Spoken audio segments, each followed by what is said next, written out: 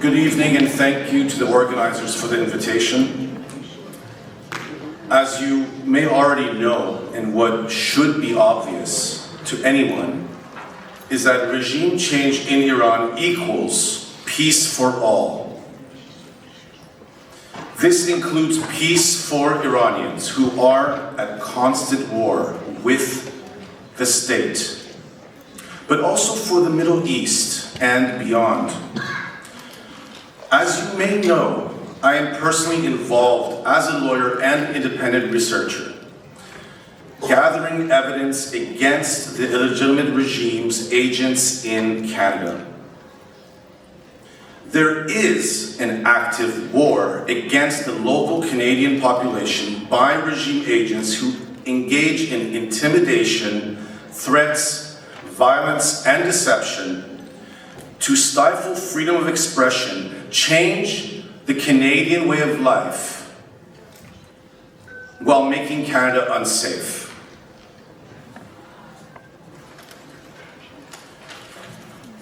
In 1958, Martin Luther King Jr. defined peace as not the absence of tension, but existence of justice.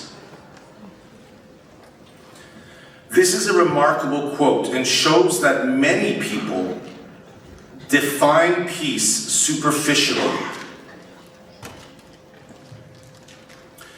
The fake and superficial peace movement calls for a cessation of strikes to relieve tension, even if it leads to a renormalization of daily oppression and violence in Iran and the region.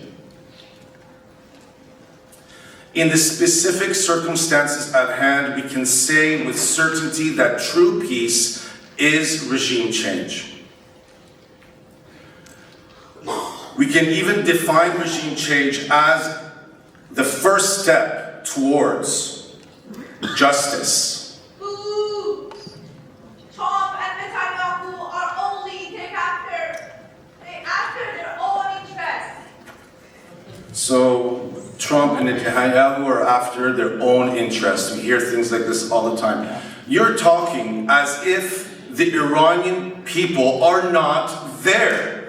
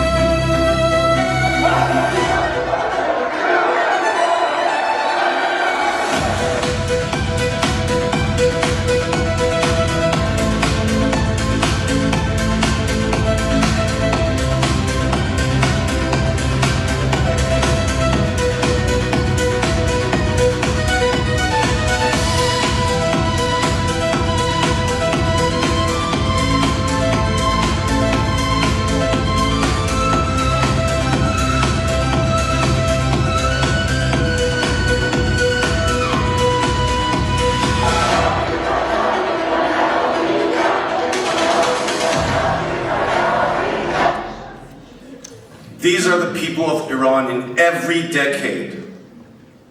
Their resistance is daily, but they also have been in the streets in increasing masses, with the biggest street protests in the past 47 years occurring just over 2 months ago. The protesters gave more than 30,000 of their lives for democracy. Are you saying that they're not serious about democracy? Yeah.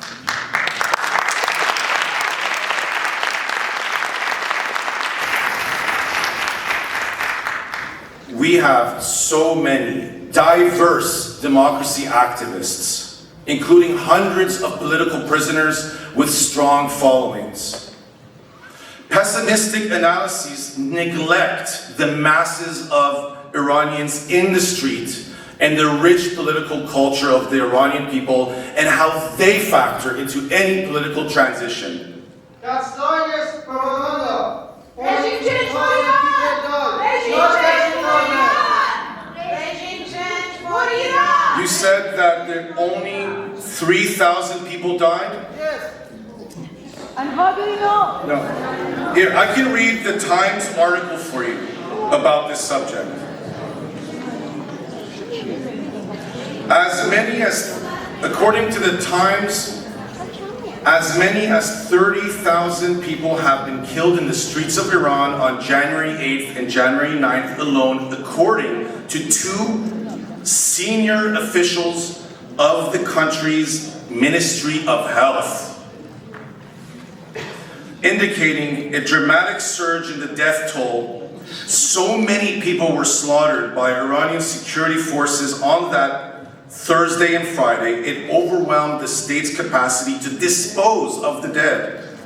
Stocks of body bags were exhausted, the officials said, and 18-wheel semi-trailers replaced ambulances. The health ministry's two-day figure roughly aligns with the count gathered by physicians and first responders, and also shared with Time. And here is what Payam Athavan, an independent international law expert and verified non-Zionist, says that forms the basis of the 30,000 and above toll estimate. About exactly how many people may have been killed in the regime's counter-attacks on the protesters. What is your best estimate for what we may be looking at in terms of casualty numbers? Thank you, Piers. On January 23rd, we received a report based on compilation of clinical and forensic evidence, raw data provided by medical doctors at clinics, at morgues in Iran, and based on conservative statistical estimates, at least 33,000 people have been killed in Iran during a period of just a few days. And the images of the black body bags piling up in morgues at the notorious Kahrizak location in Tehran and elsewhere throughout the country. This is like Iran's Holocaust. And I don't use that word lightly, because the Babi Yar massacre, which was the biggest extermination of Jews outside Kiev, involved the killing exactly of 33,000 people. It's a coincidence that we have the same number, but even that number is conservative, because we have accounts of morgues running out of body bags, of refrigerator trucks taking bodies and dumping them in mass graves, which is what Iran has done in the past, also including in 1988 at the end of the Iran-Iraq War, when some 5,000 leftist political prisoners were executed. So the number is likely to be significantly more, and the killings haven't stopped.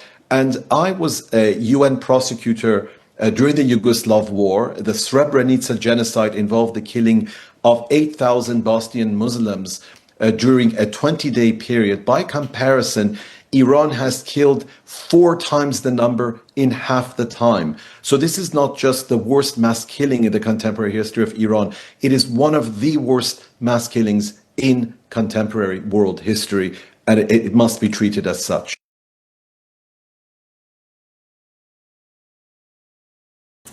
There it is in black and white. In addition to the global and regional security threat the regime poses, there is a human rights catastrophe in Iran, and the people of Iran need political intervention of the international community to topple the regime. Thank you.